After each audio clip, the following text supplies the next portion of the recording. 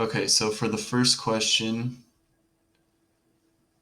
a rocket is launched upward. The height of the rocket was 54.2 feet at the end of the thrust portion of the flight.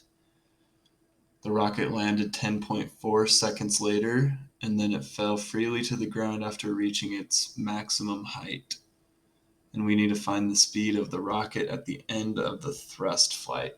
So we have the initial height after the thrust, which is 54.2 feet. The final height when it hits the ground is 0 feet. And then the time it takes for that is 10.4 seconds. And then I have the acceleration due to gravity as negative because it's going in the opposite direction as the initial velocity. So you just have to use this kinematics equation. Position equals initial position plus initial velocity times time minus 1/2 acceleration due to gravity times time squared. So rearrange that to solve for initial velocity, and you come up with 162.2 feet per second. Okay. And then for number 2, the height of the rocket was 73.7 feet at the end of the thrust and had a velocity of 200.5 feet per second.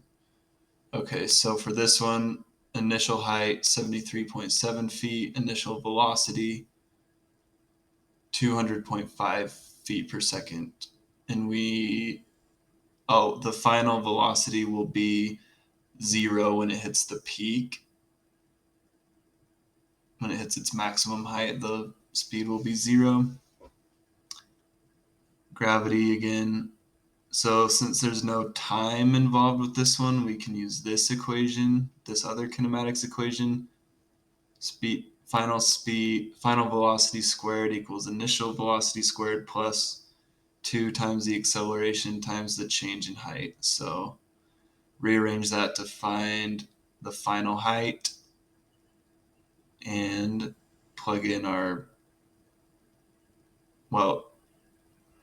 final speed is 0 minus the initial velocity, 2 times acceleration of gravity, and add the initial height 73.7 to come up with 697.9 feet.